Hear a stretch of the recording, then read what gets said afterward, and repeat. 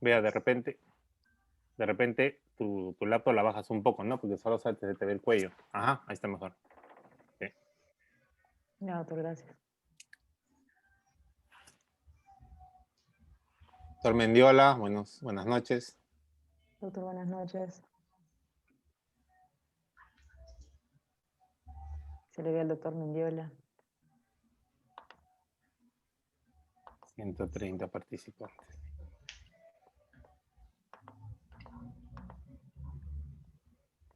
Doctor, los estudios de miopía continúan. Cada vez que uno ingresa hay, nuevos estudios. Nuevos estudios, así es. Nuevos estudios. O los estudios continúan y hay nuevos resultados con los estudios antiguos. Pues, yo te voy a preguntar qué hacer en la miopización de los pseudofáquicos, si la atropina también cumple su función ahí. Se anda preparando. Ah, me voy preparando. Muchas gracias, doctor. Tengo una hora para pensarlo.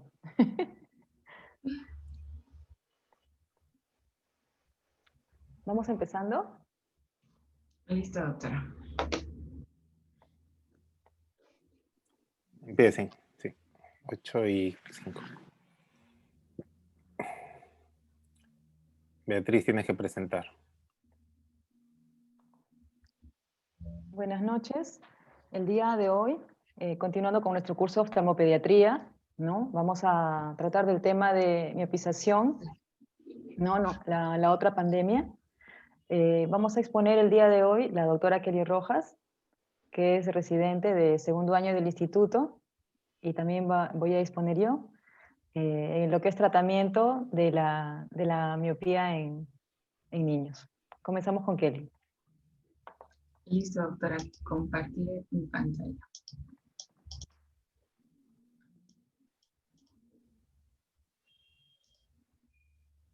¿Se ve mi pantalla, doctora? Sí, se ve y se te escucha bien. Perfecto. Buenas noches con todos. Hoy día vamos a hablar sobre la miopización, la otra pandemia, llamada también la otra pandemia por la prevalencia tan acelerada que ha habido en los últimos años. Empecemos hablando sobre la miopía. ¿Qué es la miopía? La miopía es el aumento axial de la longitud axial del ojo con respecto al poder dioptríco del ojo. ¿Pero qué es la longitud axial? Es la distancia entre la superficie corneal y la retina. Vamos a empezar hablando sobre la emetropía. ¿Qué es la emetropía? Es cuando los rayos luminosos paralelos provenientes de un objeto lejano se enfocan en la retina sin necesidad de hacer una acomodación. Eso se denomina emetropía. Y el proceso, cuando hay un crecimiento ocular después del nacimiento, aumenta la longitud axial y con respecto al poder dióptrico, este proceso que tiene que ser muy riguroso se denomina emetropización. Entonces, antes de nacer, la refracción es negativa, va aumentando 1 o 2 meses antes del nacimiento hasta 3 meses después del nacimiento, hasta aproximadamente 2 a 4 dioptrías, un promedio de 2.5 dioptrías. Después ocurre una disminución brusca durante los siguientes 9 a 12 meses. Durante los siguientes 9 a 12 meses, algunos autores refieren que esta disminución brusca sería por el crecimiento axial que sufre el ojo. Al momento de nacer, tenemos una longitud axial aproximadamente de 17 milímetros y al final del primer año, esta longitud aumenta aproximadamente hasta 20 milímetros. Entonces, este aumento de la longitud combinado con la disminución de 1.0.7 dioptrías del cristalino y 3.62 dioptrías de la córnea, porque la córnea tiende a aplanarse, serían los factores que favorecerían a esta disminución brusca, principalmente al crecimiento de la longitud axial. Entonces, Rosema analizó 46 estudios donde se dieron estudios tanto transversales como longitudinales en niños entre 2 y 8 años, los cuales se muestran en esta imagen. Los estudios transversales en líneas punteadas y los estudios longitudinales en líneas rectas, y la burbuja representa el tamaño de la muestra. Y lo que observó fue que después de esta disminución brusca en esta primera etapa, había un ligero aumento. Entonces, si él se preguntó si había una ligera hipermetropización, que era aproximadamente de 0.5 dioptrías y que era estadísticamente significativo. Entonces, esto también se observó en estos estudios grandes como el de Muti en el 2018 y el de Ubud en el 95. Entonces, lo que él refiere es que, bueno, el cambio tanto de la longitud axial como del poder dióptrico sin tener estímulo visual antes del nacimiento, o sea, todos estos cambios, es casi imposible que se iguale inmediatamente después del nacimiento para lograr la metropización. Lo que sería más real sería que se comporte como una oscilación armónica para conseguir lo que es la metropización. Justamente en esta etapa entre los 2 y 4 años, y él refiere que esta etapa sería una etapa clave. Después de este crecimiento axial hasta el año, el crecimiento disminuye de la longitud axial a 0.4 milímetros por año hasta los 4 años y se estabiliza aproximadamente entre los 5 y 6 años. Y en la adolescencia crece un máximo de 1 a 1.5 milímetros. Entonces, si hablamos de la fisiopatología de la miopía, primero tenemos que tener en cuenta, por ejemplo, en niños que tienen catarata congénita o alguna patología que haya opacidad de los medios, se ha visto que hay un crecimiento axial. Entonces se hizo diversos estudios en animales, como por ejemplo en los pollitos, donde se vio que cuando se le producía una deprivación visual, el poder dióptrico aumentaba a las 2 semanas hasta 18 dioptrías. Y principalmente crecía en la zona expuesta a la deprivación. Inclusive crecía después de cortar el nervio óptico o de lesionar las células ganglionares con tóxicos. Entonces lo que se está viendo ahora, en la imagen de la derecha tenemos un ojo con miopía, donde la imagen se forma delante de la retina. Entonces al momento de corregirlo, tanto con lentes de contacto o con gafas a ellas, lo que se ha visto es que se corrige la imagen a nivel central, pero a nivel periférico ocurre algo similar a la hipermetropía. La imagen se formaría después de la retina. Entonces, la retina periférica tendría más influencia que la mácula en el crecimiento ocular, lo que se denomina un desenfoque hipermetrópico periférico. También se ha visto que hay diferentes señales de control de crecimiento en el globo ocular. Como hemos visto, el principal input es el visual, pero también hay neurotransmisores como la dopamina o el óxido nítrico que aumentan con estímulos luminosos y que, por ejemplo, hacen que no disminuyen el crecimiento axial.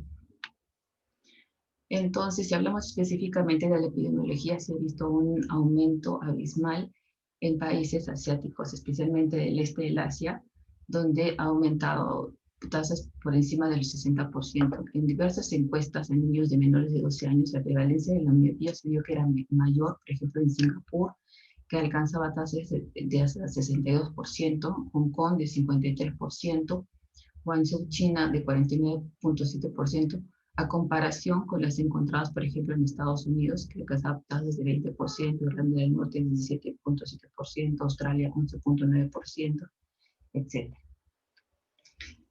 Y se hizo diversos estudios. Este es un estudio, una revisión sistemática y un metaanálisis de 145 estudios que cubrieron 2.1 millones de participantes, donde se vio, se estimó cuál era hasta el 2050, cuál iba a ser la prevalencia de la miopía. En el 2000 se determinó que había 1.406 millones y se estimó que para el 2050 esta tasa iba a aumentar hasta 4.758 millones de miopía. Y en lo que es la miopía alta, de valores de 163 millones en el 2000, se estima que para el 2050 esta va a aumentar hasta 938 millones. Y en Latinoamérica, en el 2000, tasas de aproximadamente 15.2%, se estima que para el 2050 va a aumentar hasta 50.7%. En conclusión, la prevalencia se ha disparado en todo el mundo en las últimas décadas, pero especialmente, como vemos acá, en países del Asia. Y en Latinoamérica, este es un estudio que hizo el doctor Galvis con todo el grupo de la Foscal. La prevalencia de refractores en Colombia se hizo en 9 departamentos de Colombia, con un total de 1.404 niños con una edad promedio de 11.4. Y se vio que encontraron una prevalencia de 10.75% de miopía. Lo interesante es que, por ejemplo, ellos muestran que hay tasas más altas de miopía a nivel urbano, tasas más altas de miopía a nivel socioeconómico medio más alto, y tasas más altas de miopía también a nivel de una educación superior, justamente relacionadas, como lo vamos a explicar, con los factores de riesgo. Y acá en Perú se hizo este estudio, errores refractivos en niños de 6 a 11 años, entre agosto de 2011 y 2013. El grupo de Lino benefició a 3.486 niños con una edad media de 8.6%, y se encontró una tasa aproximadamente de 11.6% de miopía. Otro estudio que se realizó es una alianza entre el grupo Orbis y el IRO en el Departamento de la Libertad, donde se evalúan niños de 6 a 11 años de 168 escuelas, y se encontró una prevalencia de errores refractivos de 7.3%. Entonces, si hablamos de etiología, tenemos que hablar sobre factores genéticos, epigenéticos, ambientales y mixtos. Tomando en cuenta los factores genéticos, actualmente ya se han encontrado más de 500 losis relacionados con los errores refractivos. Se han realizado diversos estudios y específicamente, si fueran solamente factores genéticos, no explicaría la tasa, el aumento de la prevalencia tan rápido como ha ocurrido. Entonces, se estima que hay asociación con otros factores.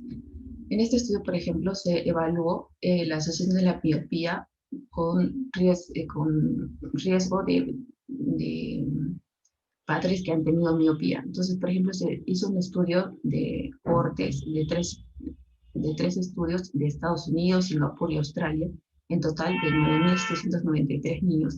Y se vio que si un niño tenía un padre con miopía, tenía el riesgo de 1.42 veces más de presentar miopía. Si tenía 2 padres con miopía, el riesgo aumentaba a 2.7. Y si para los niños con 2 padres con una miopía de inicio en la niñez, el riesgo aumentaba a 3.39. En este artículo se revisó 143 artículos en población blancos y asiáticos orientales, y se vio que la diferencia del sexo surgía aproximadamente a los 9 años. Y al final de la adolescencia lo que encontraron fue que se presentó el doble de veces en las niñas, o sea, la prevalencia era el doble niñas que niños, y que en lugares de residencia urbana tenían 2.6 más probabilidad de tener miopía que las rurales. Factores ambientales. El grupo del doctor Galvis y la Foscal refieren que hay suficiente evidencia de factores ambientales que tienen asociación con la miopía, principalmente lo que es la educación, la exposición al aire y los excesos de actividades de visión próxima. Y existen probables asociaciones en lo que es, por ejemplo, la iluminación, la dieta y la resistencia a la insulina. Entonces vamos a hablar de cada uno de ellos. Hablando sobre la educación, existen diversos estudios. Este, por ejemplo, evalúa la educación, cómo influye en el papel de la genética en la miopía. Entonces, se estudió 2 cortes, y acá, por ejemplo, en este gráfico, vemos, este es el riesgo genético, y las líneas azulitas es las personas que tenían educación primaria, la línea rojita, la que tiene educación intermedia, y la línea verde, educación más alta. Entonces, lo que se vio era, por ejemplo, que mientras más educación, más riesgo de tener miopía. Pero si esto le aumentamos el riesgo genético, entonces aumenta más el riesgo de tener miopía. En este estudio, este es un estudio grande, donde se vio la prevalencia de la miopía tomando en cuenta la población del European Epidemiology. Es un metaanálisis que tuvo en cuenta 3 estudios poblacionales con una población total de 60.000 participantes entre el 90 y el 2013. Se vio que la población que había tenido estudios primarios, la tasa de miopía era de 25.4%, que había tenido estudios secundarios aumentaba a 29.1%, y la población que tenía estudios superiores aumentaba hasta 36.6%, mucho más, ¿no? Casi el doble. Pero lo interesante es que se vio un efecto de corte. ¿Qué significa esto? Que se vio que en la población que había nacido más recientemente, en fechas más actuales, las tasas de miopía aumentaban mucho más. Esto podría explicarse porque los niveles educativos han aumentado. Sin embargo, no sería una explicación absoluta, sino tendría que ver con otros factores más. También tiene que ver las actividades del aire libre. Niños con más actividades al aire libre o con sin deportes tienen menos miopía. Se han realizado diversos estudios como este, que se vio, por ejemplo, con niños de origen chino que vivían en Sydney, presentaban tasas de miopía de 3.3%, y los niños de origen chino que vivían en Singapur aumentaban la tasa hasta 29.1%, tomando en cuenta que, por ejemplo, la cantidad de libros que leían a la semana era casi similar, inclusive en la de Sydney era un poquito más, aunque no era estadísticamente significativo. Pero la diferencia que encontraron era que los niños de origen chino que vivían en Sydney permanecían 14 horas por semana al aire libre versus 3 horas por semana de los que permanecían los niños que vivían en Singapur. Otro estudio que mencionan es el de Jones en Historia de los padres de miopía, deporte y actividades al aire libre, donde menciona que si los niños con dos padres miopes tienen 14 horas por semana de actividad al aire libre, al final el riesgo de desarrollar miopía sería tan bajo como un niño que no tenga ningún antecedente de un padre miope. Otro estudio que estudió también esto, pues el tiempo empleado en actividades al aire libre en relación con la prevención y control de miopía. Es un metaanálisis donde se evaluó 25 estudios, y acá en el gráfico, como podemos ver, que el riesgo disminuye cuando aumentan las actividades al aire libre. Entonces, pasar más tiempo al aire libre era eficaz para prevenir la aparición. Sin embargo, algo paradójico que encontraron fue que si ya tenía miopía, no fue efectivo para ralentizar la progresión en ojos que ya eran miopes. Entonces, utilizando esto como base, en Taiwán tienen una política educativa. Por ejemplo, a partir de 1980 se empezó a las enfermeras a enseñarles a tomar la agudeza visual, y se tomaban los niños en todos los colegios cada 6 meses. Entonces se vio que las tasas de miopía empezaron a aumentar. Entonces empezaron a fomentar políticas de educación, como por ejemplo la mirada a lo lejos, ejercicios oculares con masajes alrededor del borde orbital, aumentar la intensidad de la luz en las áreas donde estaban estudiando, de tal manera que al menos fuera más de 500 lux, la altura de la mesa según la altura del alumno, y a descansar según la regla 30-10, es decir, 30 minutos seguidos de actividades con un descanso de 10 minutos. Entonces se vio que a pesar de estas políticas, seguían incrementándose las tasas de miopía, hasta desde 2001 hasta el 2011, pero ya a partir del 2011, teniendo en cuenta los estudios anteriores, se empezó con actividades fuera al aire libre. Entonces empezaron a fomentar 120 minutos al aire libre, como lo llaman ellos, 120. Entonces, cuando empezaron a fomentar políticas de tiempo al aire libre, se vio que las tasas de miopía empezaron a descender. Actividades de visión próxima. También se ha visto que hay asociación entre las actividades de visión próxima y las tasas de miopía. Este es un estudio, un metaanálisis, donde se evaluó 2 estudios de corte y 15 estudios transversales, y se vio que la probabilidad de la miopía aumentaba del 2% por cada dioptría hora, más de trabajo cercano por semana. Y los periodos más largos y más cercanos de trabajo aumentaban la probabilidad de miopía. También se han hecho diversos estudios, por ejemplo, los rabínicos, donde ellos tienen lecturas de hasta más de 16 horas y tienen tasas de más del 90% de miopía. También los chinos, donde más horas de estudio, más tareas y competencia de rendimiento, una irregular iluminación se hizo con tasas altas. El grupo de Galvis también realizó un estudio en Oviedo, donde se vio que el 60% de estudiantes de medicina entre el primer y cuarto año tenían tasas de hasta 60% de miopía. Y se han creado dispositivos electrónicos como el CLIP para el control de distancia. Entonces, son dispositivos que se colocan a los lentes, donde, por ejemplo, el niño, cuando hace una actividad más cerca de 33 centímetros, suena.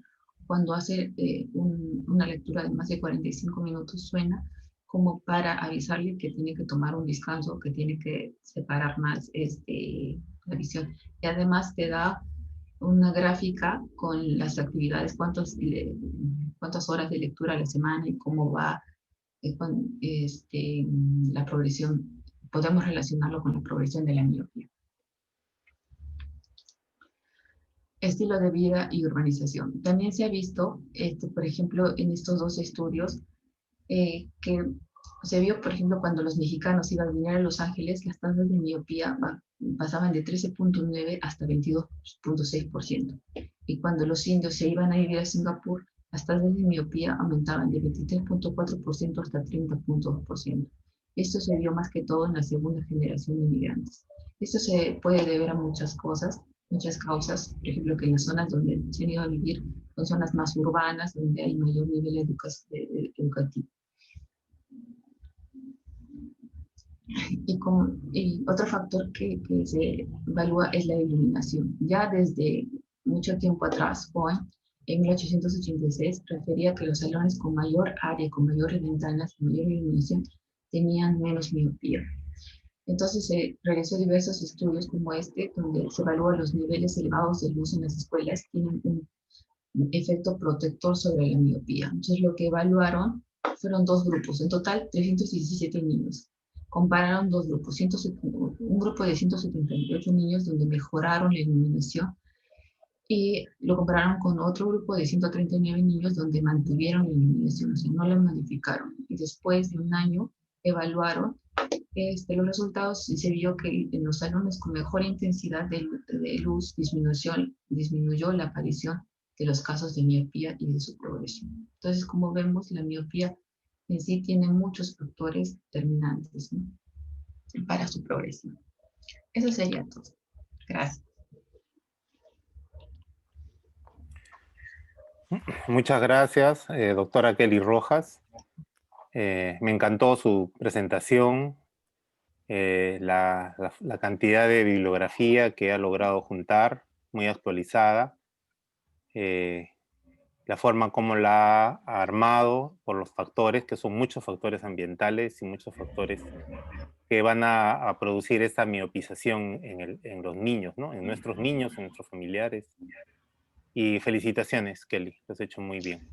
Gracias, doctor. Bueno, seguidamente la doctora Elvira Beatriz Velázquez, médico oftalmólogo pediatra del Instituto Nacional de Oftalmología, va a complementar este tema muy interesante que es miopía, la otra pandemia. Adelante, Beatriz. Buenas noches con todos. Continuando con este tema, ¿no?, ahora vamos a ver la parte del tratamiento. Entonces, en cuanto al tratamiento, tenemos el tratamiento médico y tratamiento quirúrgico. En esta exposición vamos a hablar acerca del tratamiento médico, ¿no? Tenemos ahí la opción de usar gafas, de usar lentes de contacto y también fármacos. Entonces, se ha investigado desde hace varios años ya y se sigue investigando. Entonces, esto nos permite tomar algunas opciones, ¿no? Y bueno, ir descartando otras. Entonces, vamos a presentar las que se han ido estudiando para finalmente ver con cuáles nos quedamos, ¿no? En el caso de las gafas, se ha probado la hipocorrección, ¿no?, teniendo como fundamento la acomodación, ¿no?, que posteriormente, según estudios, se vio pues, que no estaba relacionado con la progresión de la miopía. También tenemos dentro de las gafas el uso de lentes multifocales, ¿no? Al respecto hay estudios actuales que también les vamos a presentar. El otro grupo de tratamiento es el de lentes de contacto, ¿no? Ahí tenemos los bifocales o multifocales, los rígidos gas permeable y la tecnología de la ortoqueratología. Dentro de los fármacos tenemos los agentes antimuscarínicos, principalmente la atropina, que es la que se está estudiando actualmente, y los hipotensores, que bueno, ha habido algunos estudios, tratamientos desde hace muchos años, pero que ya no está en uso. En el caso de la hipocorrección, ¿no? El fundamento era que al reducir el esfuerzo acomodativo, esto reduciría pues la variación o el aumento de la miopía.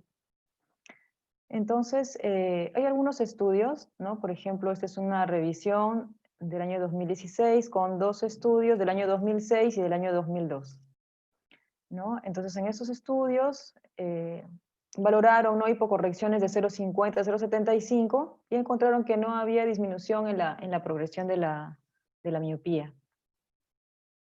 El de acá es un ensayo randomizado, ¿no? En el cual, ¿qué hicieron? A los niños les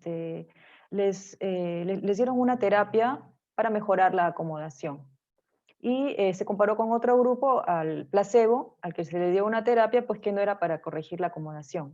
Entonces se compararon estos dos grupos, para ver si al corregir la acomodación disminuía o no la miopía.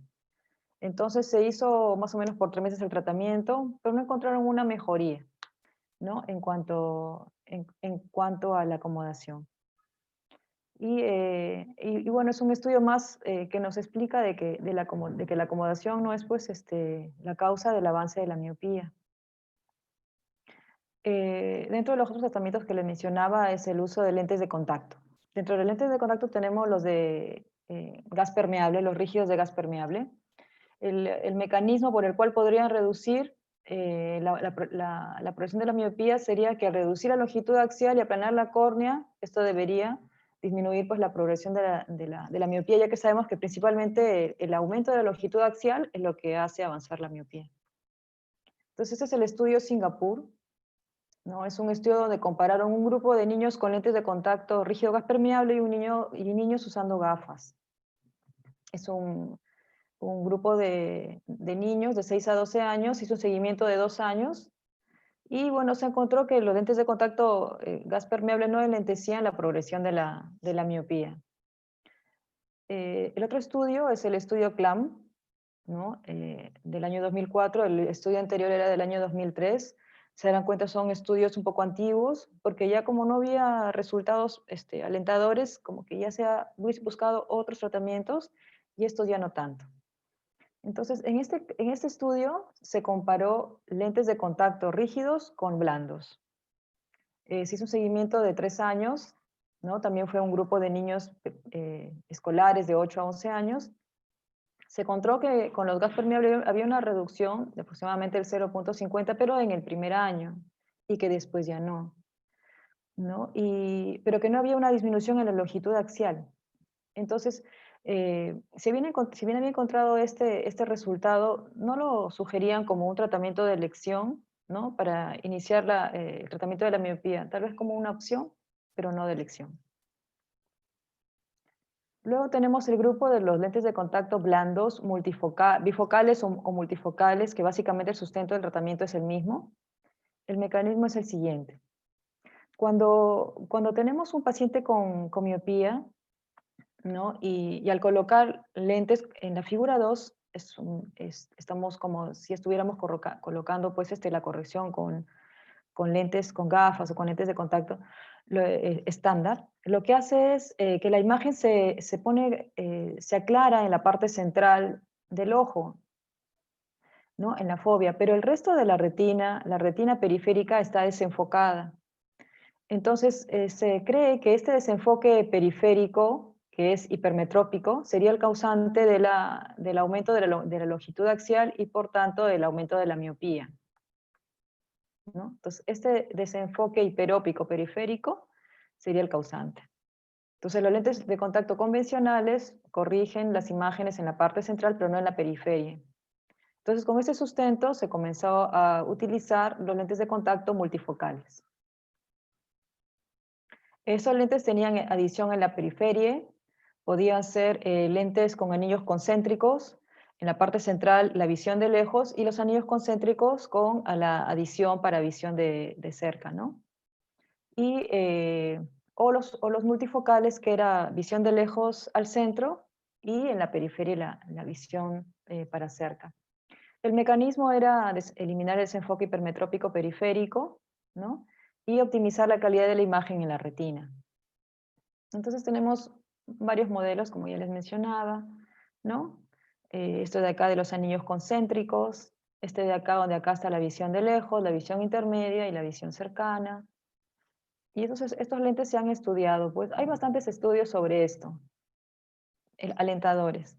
Entonces voy a presentar algunos estudios que tal vez han incluido más número de niños o mayor tiempo de seguimiento, ¿no? Pero hay bastantes estudios. Este es un estudio randomizado, ¿no? Que se hizo en niños de 8 a 12 años con un equivalente esférico de hasta -4. ¿No? Estos estudios incluyen siempre miopías pues, entre leves y moderadas. Entonces estos lentes de contacto multifocales, como se ve acá en la imagen, los lentes de contacto MiSight, así se llaman. Entonces se encontraron que tras el estudio, ¿no? Había una reducción de la progresión de más o menos menos 0.73 dioptrias y que no se perdía efectividad tras 3 años de seguimiento, ¿no? Este estudio se hizo por 3 años. Después hay otros, este es un metaanálisis, ¿no? Aquí incluyen lentes de contacto bifocales y multifocales, a todos ellos, basándose también en el mismo mecanismo, ¿no? Este metaanálisis incluyó 5 estudios, ¿no? Controlados, randomizados y 3 de cohortes, ¿no? Donde evaluaron la progresión y también elongación de la longitud axial a 2 años. Entonces encontraron que del 30% a 38% había un enlentecimiento en la progresión y también en un porcentaje importante reducción en la elongación de la longitud axial. Entonces, también resultados similares al estudio anterior. Este es otro estudio. Lo diferente de este estudio es que utilizaron lentes de contacto en los cuales probaron 3 opciones. Un lente de contacto sin adición, otro lente de contacto con una adición de más 1,50 y el otro grupo de lentes de contacto con adición de más 2,50, ¿no? Entonces también en niños en etapa escolar, el seguimiento fue de 3 años y se encontró que había una mejor reducción en la progresión de la miopía en los lentes de contacto multifocales con una adición de más 2,50, ¿no? Entonces, interesante este dato, ¿no? Entonces, eso es en cuanto a los lentes de contacto multifocales. El otro grupo es los lentes de contacto de ortoqueratología, que también se está estudiando bastante, ¿no? Los orto-K. El mecanismo de estos lentes, ¿no? Son lentes que son lentes que se colocan en la noche para dormir, se coloca toda la noche y en la mañana y durante el día se retiran esos lentes, ¿no? El mecanismo sería que aplanan la córnea central y que también tratan este emborronamiento periférico de la retina, ¿no? Y que de esta manera disminuirán la progresión de la miopía. Lo que hace este lente es que como se coloca toda la noche, hay un remodelamiento temporal de la córnea mientras uno está durmiendo con estos lentes. Y también amplía el ángulo del campo de corrección. Entonces, este lente de contacto lo que hace es ejercer un efecto compresivo en esta zona central. Entonces, como vemos en esta imagen, acá tenemos el lente de contacto, la córnea sin el lente de contacto, aquí ya se le colocó el lente. Aquí como es que con el pasar de las horas durante la noche se remodela la forma de la córnea y luego en la mañana al retirar el lente, la córnea quedaría así, ¿no? Algo similar a lo que hacemos con la cirugía refractiva. Entonces esos son lentes de contacto pues que más o menos se verían así, que tienen que ser diseñados de acuerdo al paciente, ¿no? Entonces tiene que ser una persona entrenada, hay que tener cuidado porque no puede estar ni muy... en cuanto al tamaño, ¿no? Con respecto al ojo, ¿no? Eso es importante. Entonces, esa es la parte difícil también porque tenemos pacientes que son niños, pues, ¿no? Entonces, como les comentaba, se usa de noche. La desventaja es el costo, el elevado costo. como todo lente de contacto, y más si lo usamos en la noche, el riesgo de infección, el disconfort, ¿no? Los problemas tanto en la inserción como en la remoción del lente, que bueno, que es para cualquier lente de contacto. Y bueno, y como siempre faltan estudios, ¿no? Cuanto más años mejor, porque la mayoría son de 3 años, ¿no? Aunque hay uno que he encontrado acá de varios años, pero no hubo seguimiento, que ahorita se lo voy a mostrar. Entonces, este es un estudio esa es una revisión, ¿no? Ahí se incluyó 3 estudios. Uno con evidencia 1, 11 con un poquito menos de evidencia, evidencia 2, y uno con evidencia 3. Encontraron que había una reducción en la elongación axial de más o menos el 50% a 2 años de seguimiento, ¿no? Y en los que se encontró mejores resultados era si el tratamiento se iniciaba en niños de 6 a 8 años. En este grupo hubo mejores resultados. Este es un estudio ese es el estudio más largo en cuanto al seguimiento, ¿no? Pero como todo estudio largo, el problema es que se pierden los pacientes, ¿no? Y además que usar tanto tiempo lente de contacto no se puede, pero igual hicieron el tratamiento inicial y luego lo siguieron para ver qué pasaba. Entonces es un estudio retrospectivo, ¿no? De niños de 7 a 16 años. La edad media fue de 11.7 años. El tratamiento lo recibieron en estos años, ¿no? Entonces, llegando hasta la actualidad, más o menos 20 años de seguimiento.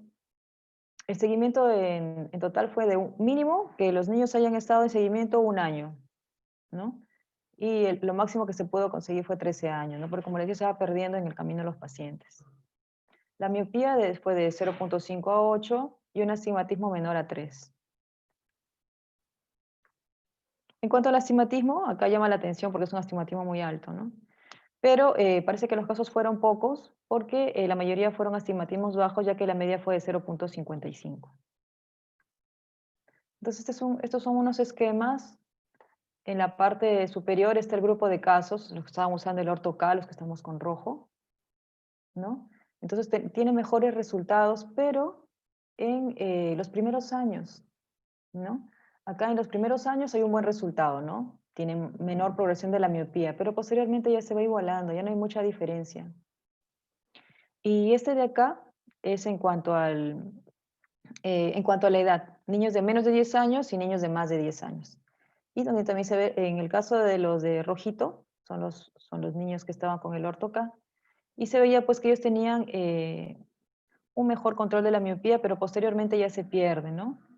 Entonces siempre mejores resultados en los primeros años y a menor edad, o sea, en menores de 10 años. Entonces lo que ellos resumían era que el mejor efecto fue en los 2 primeros años, pero luego ya no tuvieron un buen seguimiento, entonces ya no se podía ver cómo iba después, ¿no? Pero la conclusión que tras estos 2 primeros años había una disminución en la progresión de la miopía. Y eh, este estudio básicamente es como una revisión, nos habla de que es una medida no farmacológica efectiva en el tratamiento de la progresión de la miopía. Y el siguiente estudio, este estudio habla sobre la seguridad del uso en cuanto a los problemas de infecciones, problemas de leucomas, ¿no? Complicaciones del uso de lentes de contacto.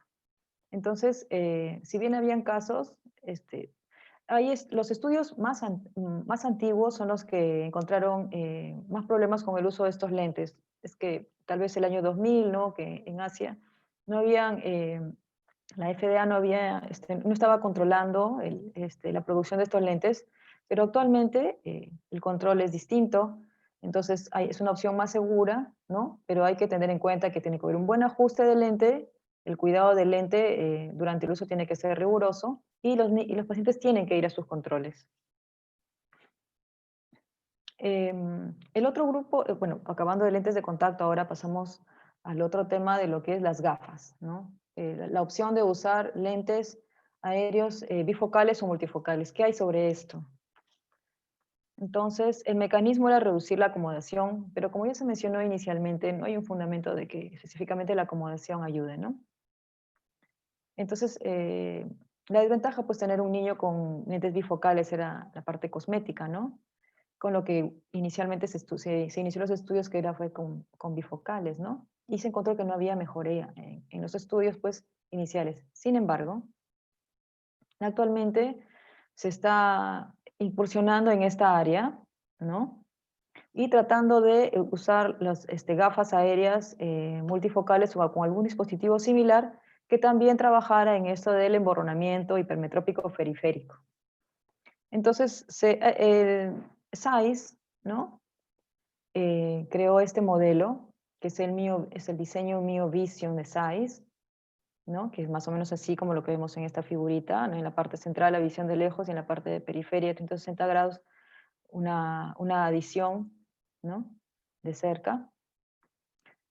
Y se hizo, pues, hay un estudio sobre esto, ¿no? Del año 2018, con estos lentes. Es un estudio doble ciego prospectivo randomizado de miopías de menos 1,50 hasta 4,50, con un seguimiento de 2 años. Y en este seguimiento no se han encontrado diferencias significativas con el uso de estos lentes. Pero hay otras opciones. Se está estudiando este otro tipo de lente, ¿no? Que es el estudio DIMS, ¿no? Entonces, también sobre gafas aéreas, ¿no? Y se ha hecho un estudio a 2 años de seguimiento, pero el mecanismo es un poco distinto. Como se ve acá, al lente, a la luna, se le coloca en la parte central la visión de lejos y en la periferia estos dispositivos chiquititos, ¿no? Que en la siguiente figura se ve mejor, aquí. La parte central de 9 milímetros, que es para la visión de lejos, y luego estos pequeños circulitos minúsculos de 1,03 milímetros con correcciones de 3,50, y esto en 360 grados, ¿no? Entonces, más o menos 9 milímetros de lejos y esos 33 milímetros de arriba hasta abajo con estos dispositivos pequeños de más 350, ¿no? Y sobre esto ya hay algunos resultados. Entonces, ese es un estudio del año 2020 y lo que encontró con este dispositivo que les acabo de mostrar, ¿no? Que la miopía progresó un 52% más lento, ¿no? Entonces, este dispositivo todavía está en estudio, ya que este es uno de los pocos estudios, ¿no? Esa tecnología pues todavía no contamos, pero ya vemos que existen opciones y que probablemente sean un poco más costosas, pero son un poco más saludables también, ¿no? Y tenemos como una opción más que tenemos para poder usar, ¿no? Acá está el dispositivo DIMS, ¿no? Que es este tipo de lentes de aéreos, ¿no? Versus los controles, y que a los 2 años de seguimiento había una menor progresión en el equivalente esférico. El otro grupo de tratamiento que estamos usando bastante en nuestro medio es el grupo de los antimuscarínicos. Al respecto, tenemos un estudio muy importante que es el ATOM, y últimamente tenemos el estudio LAMP, que también estudia la atropina en otras concentraciones. En el ATOM tenemos el ATOM 1, 2 y 3. El ATOM 3 está todavía en proceso, el próximo año deberían estar los resultados. En el caso de la atropina, su mecanismo sería actuar, que bloquea la señal de la elongación de la longitud axial ocular, ¿no? Se basa en que hay receptores de la atropina retinales, en la esclera, en la coroides, y que esto ayudaría a disminuir la progresión de la longitud axial. Entonces, a este respecto, ¿no? Están los estudios donde evalúan tanto la efectividad como la seguridad de la atropina. Entonces, el ATOM 1, ¿no? Es un estudio en el cual se dio tratamiento al 1%, ¿no? En un ojo se colocaba atropina y el otro ojo no se le ponía atropina. Se hizo 3 años de seguimiento. Entonces, en los 2 primeros años se les colocó atropina y el tercer año fue de washout. El grupo de niños fue de 6 a 12 años. Siempre los estudios de la miopía incluyen a niños en etapa escolar con máximo de 12 años, ¿no? Y con miopías entre leves y moderadas. En este caso, de -1 a -6 dioptrías. Entonces, en la figura de la izquierda, tenemos el error refractivo.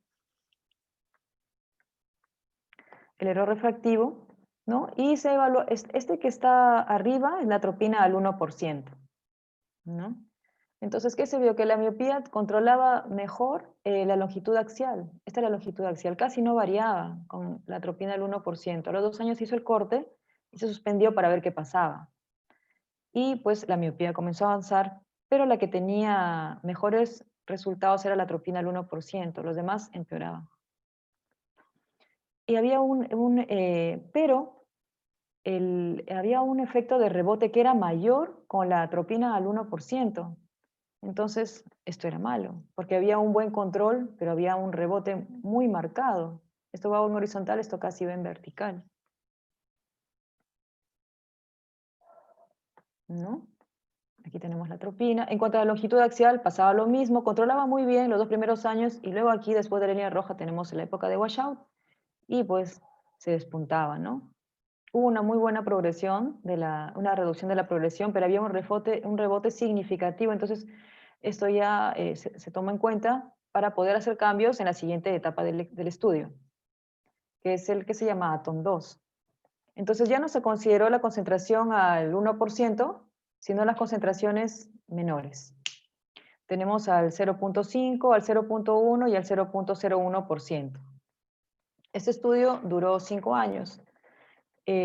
También de tratamiento inicial 2 años, 1 año de washout, y luego los siguientes 2 años era darles tratamiento, pero con la concentración que habían encontrado que funcionaba. Entonces acá tenemos los 2 primeros años, ¿no? La atropina al 0.01 es esta que está abajo con círculos blancos. Esta es la atropina al 0.01%, ¿no? La gris es al 0.1 y la negra al 0.5%. Entonces, encontraron en las tres había reducción bastante similar, ¿no? Sin mayores diferencias, ¿no? Pero con la atropina al 0.01, que era la que tenía menor concentración,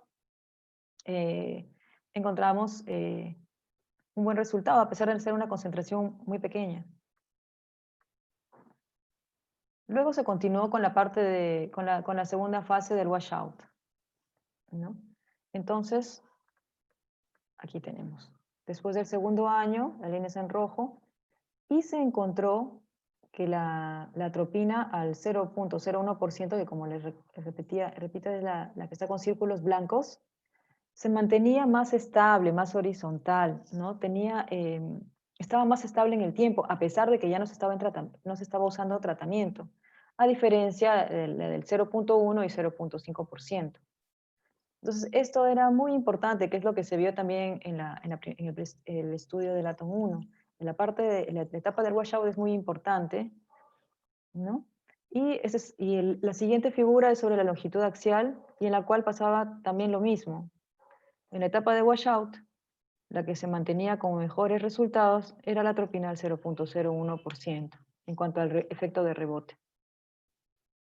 Entonces, en la fase 1 los resultados eran similares con los 3 grupos, pero había mayores efectos adversos con los grupos de 0.5 y 0.1 y menos con el que ya conocemos la mayoría, que es del 0.01%. En la fase 2 se vio que el rebote era mayor cuando se usaban dosis mayores y era mejor al 0.01%. En la fase 3, ¿qué es lo que se hizo? En los casos con progresión de más de 0.5 se cambió el tratamiento con las gotas que habían encontrado mejores resultados, y encontraron que en el tiempo seguían teniendo buenos resultados grupos de niños, porque no podían seguir usando las dosis altas, ya que habían encontrado que no tenía buenos resultados, y no es ético que estos niños sigan con el tratamiento si se ve que no está funcionando. Entonces se concluyó que había menor progresión miópica y menores efectos adversos, ¿no? Como visión borrosa para leer o deslumbramiento por la luz solar, con la atropina al 0.01%. El ATOM 3, ¿no? Este estudio está en proceso. Lo que busca, ese estudio básicamente es de la atropina al 0.01, y lo que va a evaluar es la prevención en el inicio o el retraso en el inicio de la aparición de la miopía en niños que tienen riesgo de padecerla, o sea, niños que tienen papás con miopía. Y el otro objetivo del estudio es reducir la progresión de la miopía en los niños que tienen miopía baja, pero a una edad más temprana, ¿no? Que teóricamente debería terminar el 2021. Entonces, además del ATOM, el otro estudio que tenemos también grande es el LAMP, pero ese estudio está todavía en proceso, recién ha iniciado, no como el ATOM que ya tiene varios años. También es un estudio controlado randomizado, ¿no? Que evalúa 3 concentraciones. No evalúa la atropina al 1%, evalúa la atropina al 0.5, a la mitad, que es al 0.025, y al 0.01 versus el placebo. Entonces, hasta el momento ya esto lleva un año de estudio, ¿no? Las fases que se han propuesto son estas. Se va a hacer tratamiento durante un año, en la fase 2 se va a ver cuál tratamiento fue el mejor y ese tratamiento se va a dar a todos los grupos por cuestiones éticas. En la fase 3 se hará el washout y en la fase 4 ver la respuesta a largo plazo. Los resultados hasta ahora son los siguientes. El equivalente esférico, acá arriba tenemos atropina al 0.5, acá a la mitad, que es 0.025, al 0.01 y el placebo. Entonces, la variación de los equivalentes esféricos durante el primer año de estudios fue así, ¿no? Con el grupo de 0.05, esta cantidad, ¿no? Y cuanto menor era la concentración de la atropina, pues un poco mayor la variación de la miopía, y encontraron que estas diferencias eran significativas y que era más efectiva en cuanto a la efectividad y los efectos adversos, la del 0.05%. Sin embargo, este estudio, recordemos que es un resultado de la fase 1 del primer año y todavía pues faltan las siguientes fases para poder ver si una concentración distinta a la que ya se ha estudiado podría ser necesaria, ¿no? Entonces, resumiendo en cuanto a lo que es el tratamiento, dentro de lo que hemos presentado, ¿no?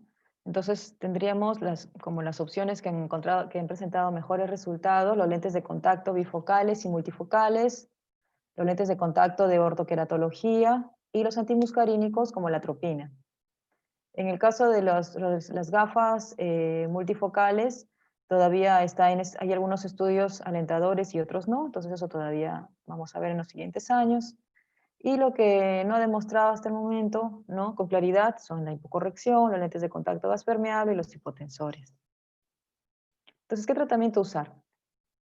Esto depende de varias cosas. Dentro de ellas, la edad, porque tal vez uno quisiera usar un lente de contacto multifocal, porque hay en las ópticas y se puede adaptar, pero también tenemos que tener presente nuestros niños, ¿no? Entonces la edad es un factor que tenemos en contra, ¿no? Tal vez en niños grandes, ¿no? Niños de 8 años más. También tenemos que tener en cuenta la parte de la familia, porque tiene que haber un apoyo de la familia para el uso de lentes de contacto, ya que son niños. Las condiciones de seguridad: los niños tienen que acudir a sus controles, ¿no? Tienen que usar los lentes de contacto en sus estuches. Entonces, esto es bien, bien importante. También la disponibilidad del tratamiento. Si, por ejemplo, en nuestro medio no contamos con una óptica que nos proporciona lentes de contacto multifocales, pues tenemos una farmacia donde nos pueden preparar una atropina a una concentración baja, ¿no? Entonces, uno va viendo las opciones con las que contamos, ¿no? Y aprovecharse de ellas, porque todas son positivas, ¿no? Y además, tal vez para un paciente sea mejor que para otro y se puede ir usando. Pero también está la parte de la economía, ¿no? Ya que esos dispositivos, muchos de ellos son pues un poco más caros, ¿no? Entonces, también esto es bien importante. Y bueno, y hasta el momento los mejores resultados son con la atropina al 0.01%, los lentes de contacto blando multifocales y la ortoqueratología, ¿no? Y finalmente recordar que este curso está en homenaje a nuestro querido doctor Cuadros, ¿no?, que nos acompaña desde el cielo a todos, ¿no? Y bueno, eso es lo que les tenía para el día de hoy. Muchas gracias, Beatriz, por tu charla. muy actual, muy vigente. Es, como menciona el título, es otra pandemia y que efectivamente no solamente repercute en China, sino también en Europa, en los países escandinavos, donde no hay luz, gran parte de la etapa del año. También se ha demostrado que en los sitios de escandinavos donde no hay luz, también aumenta más la miopía. Y en Latinoamérica el porcentaje de miopización más o menos va entre un 18 a un 23%. Voy Bastante, a, ¿no? sí, a pasar a leer las preguntas. Un ratito. Sí, doctora, acá también voy a revisar. Sí, acá tenemos, bueno, las felicitaciones del caso para ustedes dos, para Kelly y para ti. Y la Gracias. pregunta del doctor García es, doctora, ¿por cuánto tiempo recomienda usted usar los lentes de contacto en niños de 6 a 8 años? Estos lentes de contacto Ortho-K no los venden en el Perú. Posiblemente sería bueno que tú aclararas que estos lentes los usan bastante en España, tienen un buen resultado con estos lentes. No sé si Mm, quieres aclarar. sí, estos estudios los usan desde hace muchos años, más de 20 años en Asia, sino que acá no contamos con ellos, ¿no? Es que también los problemas de salud que tienen ellos son, pues, son distintos. Ellos tienen ellos están más, nos llevan años en el tratamiento, porque justamente en ellos nació como una necesidad por el tipo de problemas refractivos, ¿no? Que no era así acá y que, bueno, y ahora está aumentando y por eso necesitamos de los estudios que ellos nos están compartiendo. En cuanto al tratamiento, con Ortocan no he utilizado. Les he mostrado lo que hay en la evidencia, ¿no?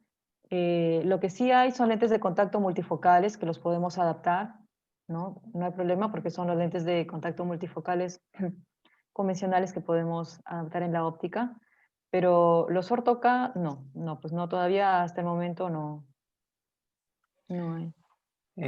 Otra pregunta del doctor Carrión.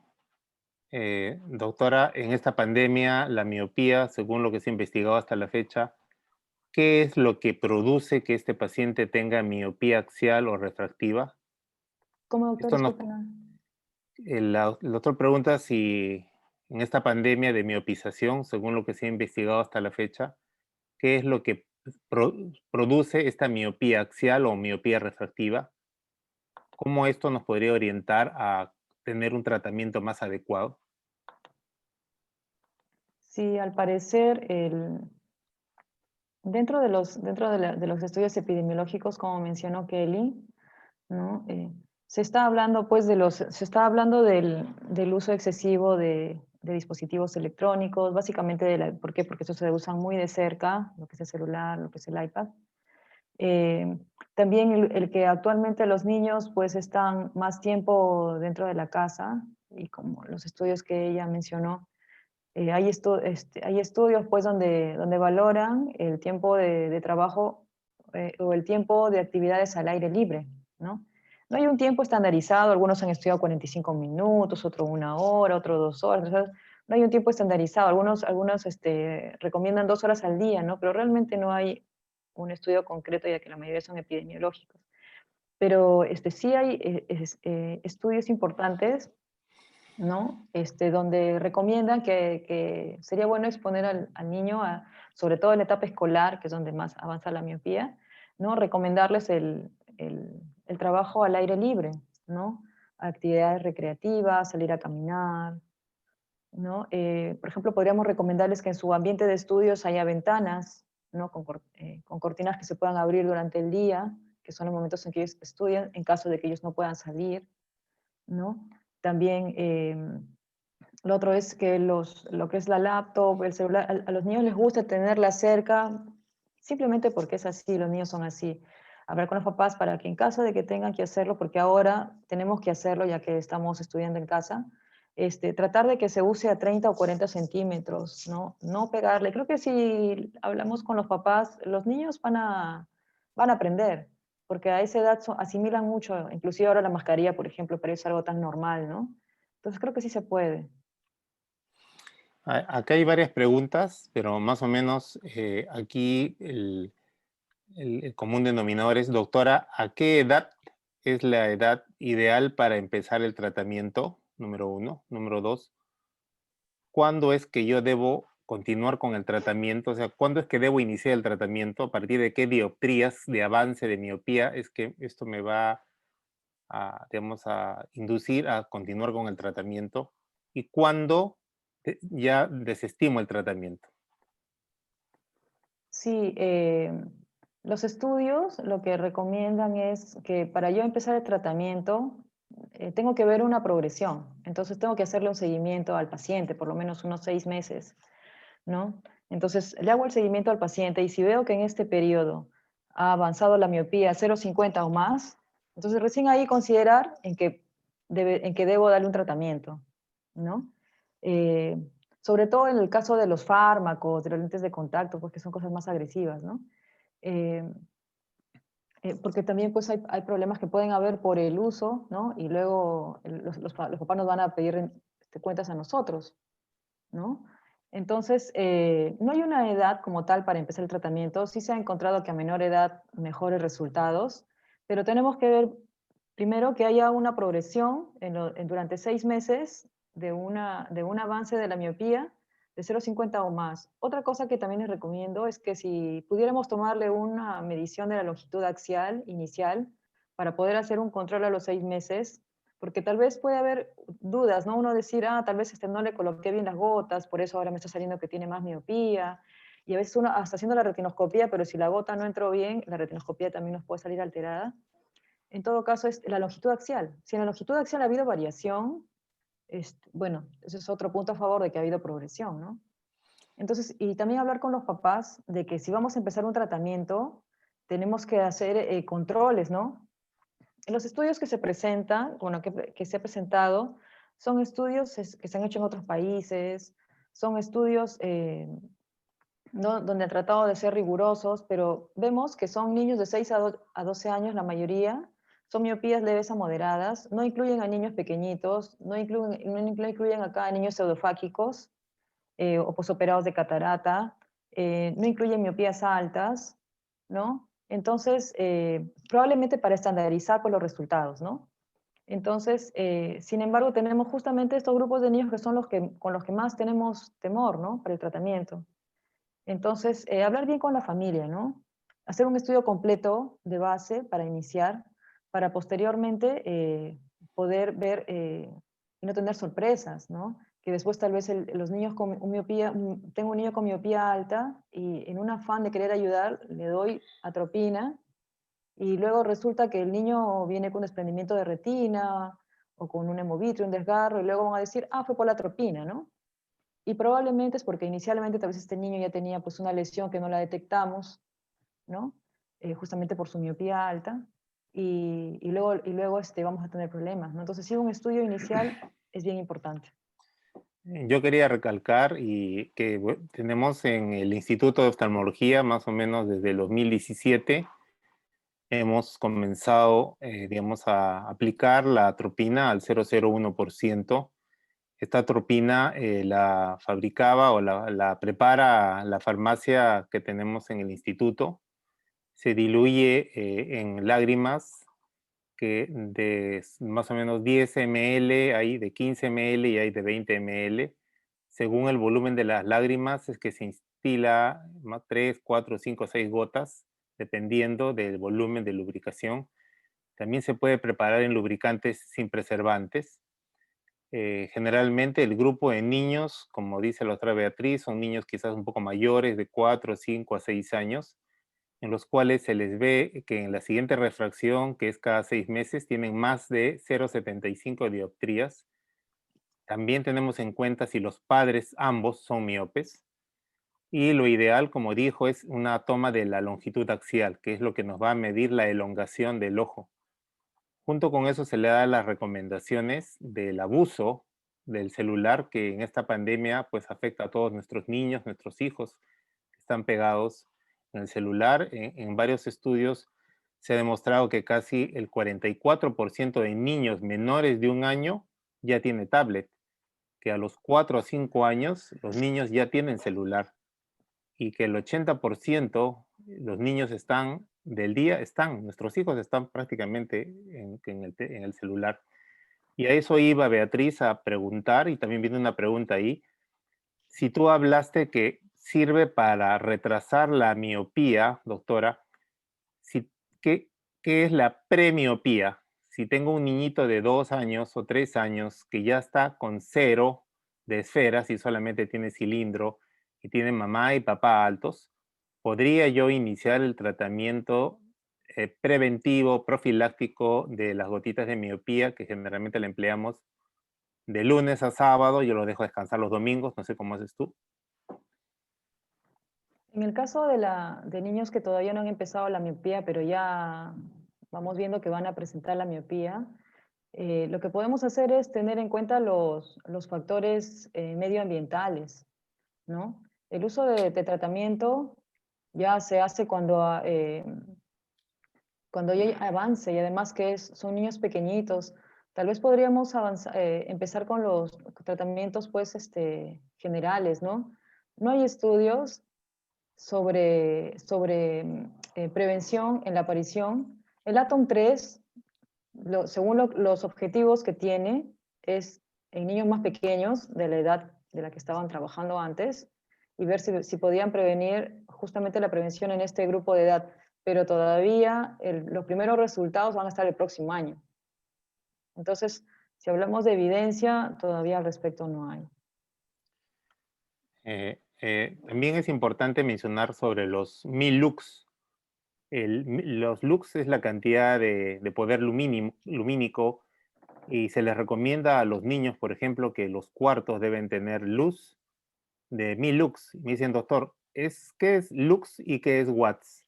Entonces, existen en los celulares unos programas bueno, uno se llama Lumix, que sirven para medir la cantidad de lux que hay en un cuarto. La miopía de por sí siempre se va a desarrollar cuando hay oscuridad. Por eso que es fatal que el niño lea el celular en su cama con baja luz o que tenga luz amarilla. Por supuesto, ya no existe la luz incandescente o de filamento. Entonces se le indica, no solamente como dijo Beatriz, por cada 20, 20, 20, por cada 20 minutos descansa 20 segundos y mira 6 pies, pero es más práctico que por cada hora de trabajo en la computadora descanse 5 a 10 minutos mirando al infinito para que relaje el cristalino. Las gotas se colocan siempre en la noche, no arden. En muy pocos pacientes tuvieron problemas alérgicos, casi todos toleran, pero ahora con este COVID es bien difícil mandarlos a preparar. Hay pacientes que viven en provincia, a veces se mandan a comprar 3 o 4 frascos y los tienen refrigerados. He tenido la oportunidad de ver efectivamente que se ha, digamos, evitado la progresión de la miopización. El papá piensa que va a reducir la miopía. Esto no reduce la miopía. Reduce la miopización siempre y cuando el paciente tenga una buena refracción, y una buena refracción significa una buena cicloplegia con el retinoscopio y hacer el test rojo-verde, que siempre yo les digo a los residentes, porque ¿qué pasa si yo le sobrecorrijo la miopía? Si yo a un niño que le debe tocar 4 de miopía le doy 6, sí va a ver, pero lo estoy elongando el ojo. El ojo se va a comportar según las dioptrías que uno pone. Lo otro, la parte de no abusar de los medios electrónicos. Y como dijo Beatriz, la luz solar produce un efecto benéfico en el ojo. Ya se dijo, ¿no? Que libera dopamina en la retina, y la dopamina es una sustancia que evita la elongación del ojo. Inclusive en algunos estudios también se pensaba poner insert de dopamina en la cavidad vítrea, porque no solamente la luz solar libera dopamina, sino ácido retinoico, óxido nítrico y glucagón, ¿no? Entonces, mi pregunta, Beatriz, es si tú tuvieras un niño que es miope, que está teniendo progresión, ¿le iniciarías el tratamiento y le recomendarías también un lente multifocal aéreo o solamente sus lentes monofocales y atropina? La combinación de tratamientos, sí, Sí. se está también, dentro de las sugerencias que hay de los tratamientos, está la combinación, ¿no? Por ejemplo, la atropina, ¿no? Y hay casos, ¿no? Donde han combinado el uso de lentes de contacto con la atropina. En el caso de los lentes aéreos, todavía no se ha demostrado pues, que el uso de bifocales o multifocales estándar disminuyan la progresión de la miopía. Em, pero sí en el caso de lentes de contacto, si es que hay la opción y tienen la posibilidad, tal vez en un niño grande, ¿no? Que tenga las condiciones para poder utilizarlo, sí, la combinación de tratamientos es una muy buena opción. Una pregunta, doctora, ¿hasta qué edad se puede dar la atropina en niños? ¿Se puede dar en adolescentes o hay una edad en los estudios que es límite? Bueno, los estudios son hasta los 12 años, pero si bien esos estudios están ahí y nos dan información, lo que podemos hacer es usarlo eso en nuestros pacientes. Si yo tengo un adolescente y le estoy haciendo el seguimiento y veo que la miopía está avanzando y yo tengo la oportunidad de darle, por ejemplo, de tratamiento atropina, le doy. Y si veo que esto está funcionando, continúo. Si veo que no está funcionando, ya pues paro y tal vez cambio de tratamiento, ¿no? O tal vez veo qué es lo que está pasando y por qué está avanzando. Entonces, no hay una edad límite. Todos los estudios son en niños pequeños, pero sabemos pues, que la miopía avanza en la etapa escolar y en la adolescencia. Entonces, es en esta edad donde podríamos trabajar, ¿no? Acá pregunta la doctora Alejandra Quispe, doctor, ¿qué tipo de multifocal recomendaría? Porque no todos, en aéreo, ¿no? No todos los multifocales producen un buen campo visual cercano. O sea, multifocales de carril ancho, de carril angosto. O sea, ¿qué tipo de multifocal en el caso de que sean aéreos? Claro, tal vez los multifocales, tal vez para otro tipo de problemas, ¿no? Si, no tanto por la miopía, sino tal vez si tienen problema de acomodación, los de carril ancho, ¿no? Ujú. Ya. ¿Alguna otra pregunta dentro de los... También quería añadir que junto con, junto con que el paciente tenga una buena refracción y vaya en forma periódica al oftalmólogo y se aplique las gotas y también las recomendaciones de la distancia en la pantalla, también es el uso del aumento de las letras. Recomiendan el aumentar, digamos, el tamaño de letra de la pantalla. Otros recomiendan aumentar el tamaño de la laptop o pasarlo a una pantalla de 23.000 pulgadas. Básicamente eso, ¿no? Para que no se Y acerquen, ¿no? sí, para que no se acerque, porque hay veces Claro. que se quieren acercar, sí. Entonces, son varios factores en realidad, ¿no? Pero yo justo te iba a hacer la pregunta al inicio de la reunión, ¿y por qué no por qué no consideran echarle atropina a los pacientes pseudofáquicos si tú has mencionado que la parte de la acomodación no es tan importante? ¿Por qué no se podría, por qué lo excluyeron a los pacientes pseudofáquicos si la atropina va a tener un efecto más en la retina que en la acomodación? Es un grupo de pacientes donde nosotros creo que sí podríamos ver cuál es el efecto en estos casos, ¿no? Me imagino que en los estudios que hay, pues, siempre buscan tener seguridad, ¿no? En cuanto a, porque son tratamientos que están ensayando. Pero son opciones que podemos probar en nuestros pacientes. Si vemos que tengo un niño pseudofáquico y está avanzando, le hago un buen estudio, veo que no tenga lesiones periféricas, le hago un tratamiento de control de longitud axial, y yo creo de que es una buena opción. Tal vez no hay reportes sobre eso, podemos probarlo, todavía le voy a salir buenos resultados, ¿no? Bueno, acá otro doctor pregunta, doctora Beatriz, ¿es adecuado hablar de la premiopía y cuál sería su manejo adecuado? Claro, que es lo que habíamos hablado hace un momento, ¿no, doctor? Sí. Ujú.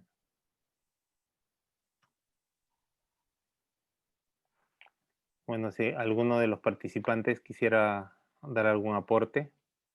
Doctora, ¿cómo prepara usted las gotas de atropina? ¿O las manda a preparar o las manda a comprar? Yo las preparo en el consultorio. Este, les pedía, los que hacían la mamá les decía pues que esto les iba a durar máximo un mes, ¿no? Usted sabe, doctor, cómo hacíamos en el consultorio. Les mandábamos a comprar su jeringuita de 1 centímetro, les mandábamos a comprar la atropina, ¿no? Y un lubricante que podría ser hipromelosa de 15 o de 20 ml, ¿no? y lo mezclábamos en el consultorio. Más o menos de manera sencilla, ¿cómo hacíamos? 0.05 de atropina en la jeringa de tuberculina, o sea, de la décima parte, la mitad, 0.05, eso correspondía más o menos a 5 ml de lubricante.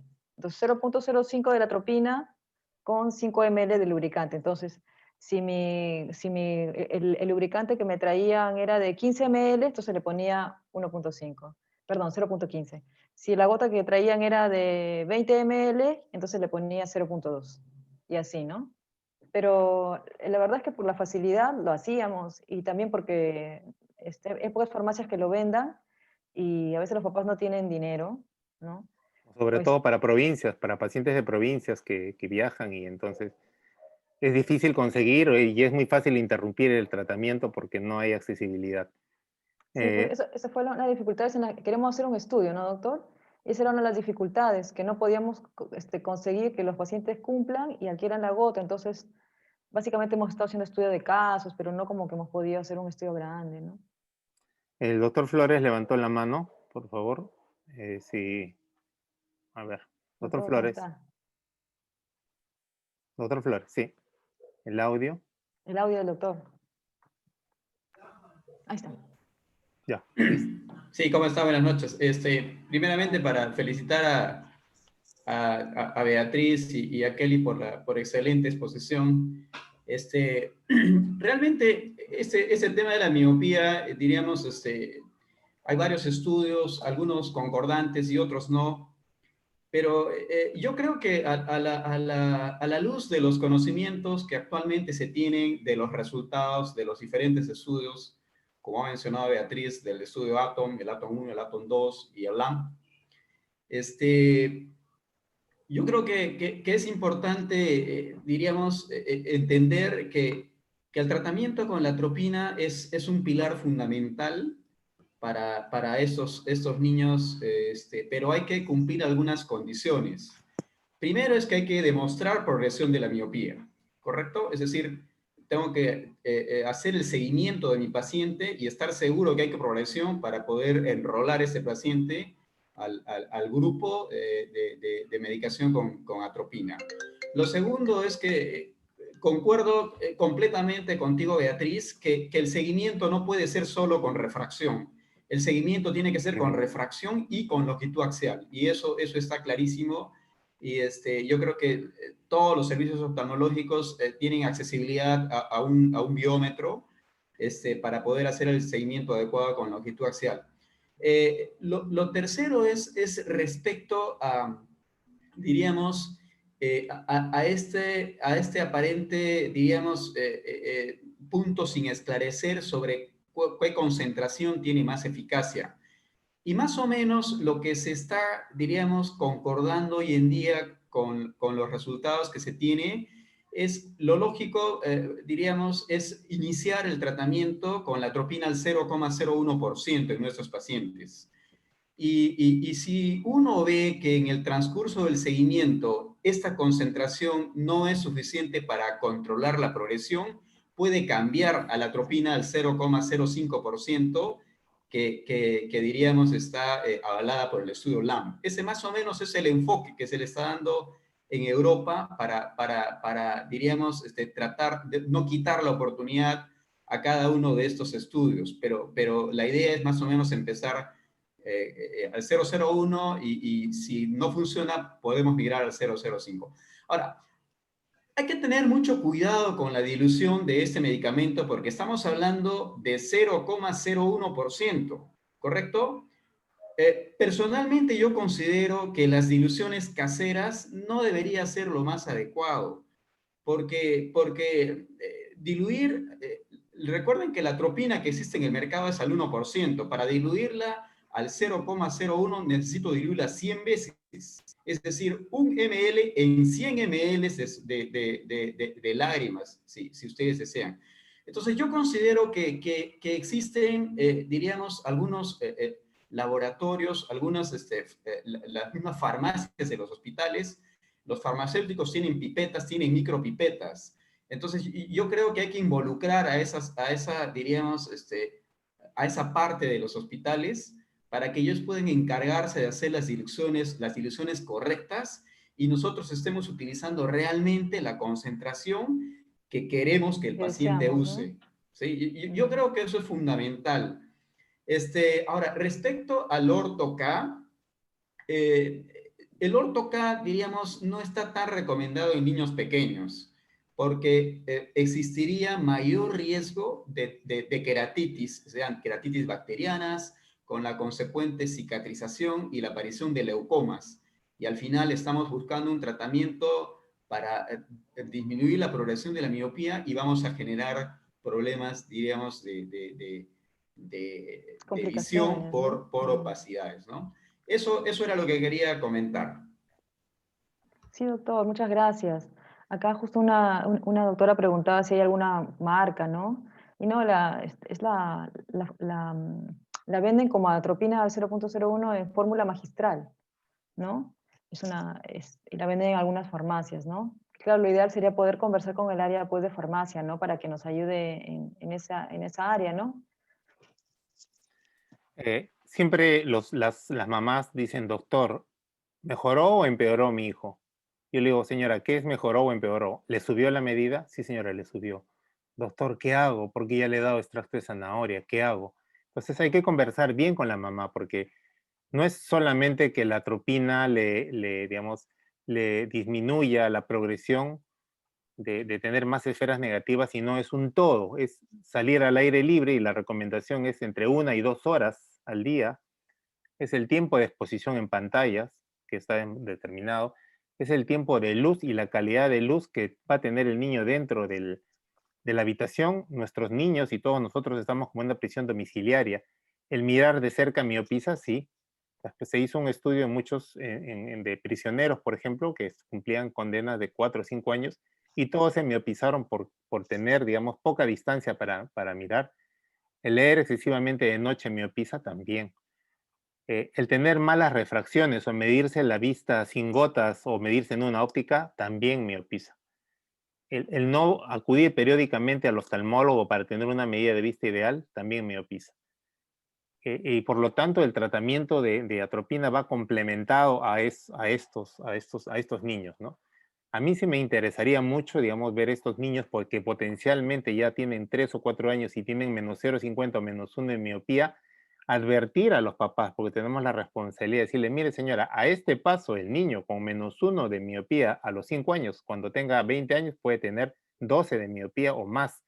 Y si tiene eso, va a pasar a tener una degeneración miópica y tener las consecuencias de lo que es una baja visión o un problema, digamos, social con los riesgos de desprendimiento de retina, problemas maculares, etcétera, etcétera. Entonces, en un trabajo que presentamos, digamos, pude compartir y leer algunas bibliografías. En Europa, por ejemplo, en Dublín, hicieron un trabajo de 780 padres donde el 70% de los papás no sabían exactamente el riesgo de tener un niño miope.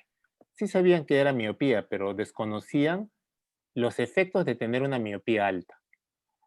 Entonces pienso que nosotros tenemos que hacer esa labor de prevención, porque pronto, como dijo Beatriz, en menos de 30 años la mitad del mundo se va a miopizar. Y de esos, lo dijo Kelly, 1.000 millones va a ser miope alto, o sea, mayor de 8 o 9. Entonces nos toca a nosotros esa tarea de, si encontramos un niño miope, decirle a la señora, igual como si encontráramos una persona diabética, que cómo terminaría un diabético si no sigue un tratamiento adecuado, cómo terminaría un miope si no toma las medidas correctivas. Gracias. Sí, doctor, muchas gracias. No sé si habría otro aporte.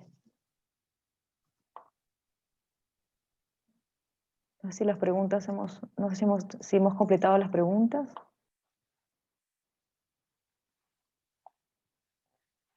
Acá me pregunta la doctora Magali Ranilla, los niños y adolescentes que pasan gran parte del día en el colegio o estudiando o haciendo trabajos en su casa o haciendo trabajo cercano, sería conveniente difundir las recomendaciones de prevención a los profesores o en el Ministerio de Educación, en tanto se vio las las fotos que en China les ponen una barrera para que los niños no se acerquen a 35 centímetros, que es lo ideal para un libro, o más de 4 metros para ver la televisión? ¿Cuáles serían las recomendaciones? Claro, sería ideal, ¿no? También involucrar al área educativa, ¿no? No solamente tal vez nosotros que somos del área de oftalmología, ¿no? Sino para que se pueda esta información llevarse a los profesores y a través de los profesores a los papás, ¿no? Que tal vez eso sí se está haciendo en países como que hay en Asia, ¿no? A diferencia de nosotros. Se ha involucrado a otras áreas, ¿no? Bueno, sí, alguna. También saludos desde Argentina, Tucumán. Muchas gracias, doctora, Saludos, doctora. sí, por la experiencia y por la transmisión de conocimientos. A usted, doctora Kelly. Bueno, yo pienso que vamos a tener el próximo año un boom de niños miopes. Casi todos los niños que hemos podido evaluar, tanto Beatriz como Abel y todos ustedes, les ha aumentado la miopía. Y sencillamente una de las razones es que estamos pegados en pantallas.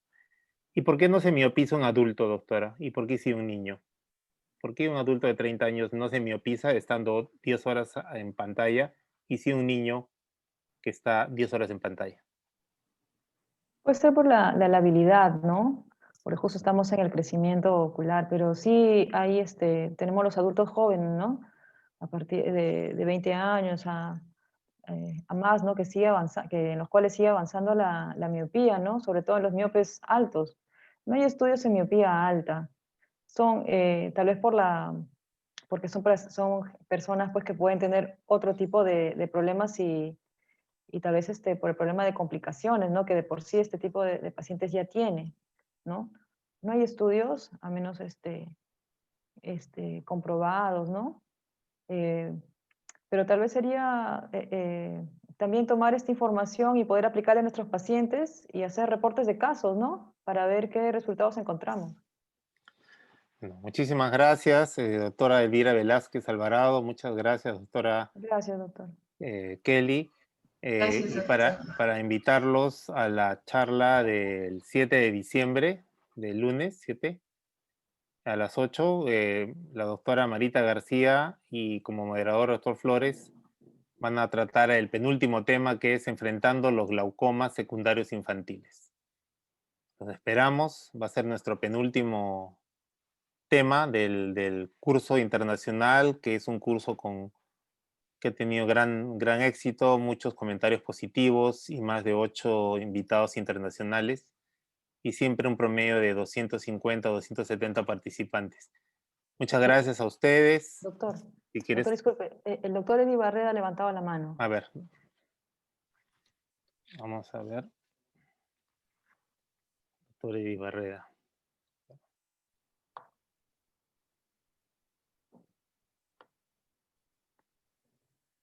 Si le podremos dar audio al A doctor. ver.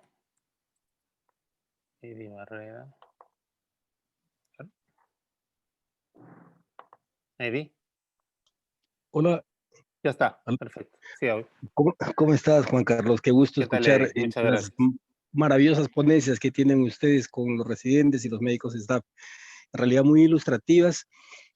Y bueno, solamente para aportar algo que es visto en la vida diaria, eh, los problemas de la miopía con relación a las lesiones maculares se dan en la vida adulta después de los 40 años, no se dan en los niños. Y en la mayor parte de los que hemos tenido oportunidad de hacer cirugías refractivas, vemos que inicialmente quedan bien, pero las lesiones comienzan a presentarse después de los 50 años. Por eso la pregunta importante que hiciste tú, ¿por qué no se miopiza un adulto? ¿Por qué no se le da un tratamiento para evitar la miopización? No sé si habrá estudios sobre eso. Y otra cosa que también recuerdo es que, por ejemplo, Abel hacía cirugía refractiva en niños. Y eso podría ayudar de alguna forma a disminuir, quizá, bueno, pues, como lanzando una idea, la posible miopización en las personas cuando están en etapa de crecimiento. Gracias. Saludos a todos. Gracias, doctor. Saludos. Gracias. Pero el doctor Abel hacía en ojos con anisometropías altas, ¿ah? No en miopías bilaterales, sino en aquellos niños en los cuales un ojo pues tenía una miopía muy alta y era un niño generalmente mayor de 11 o 12 o 13 años, pero si está el doctor Abel presente, de repente puede responder la pregunta.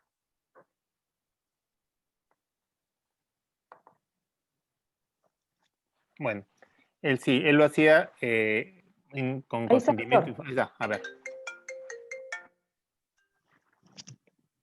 Audio. Audio para el doctor.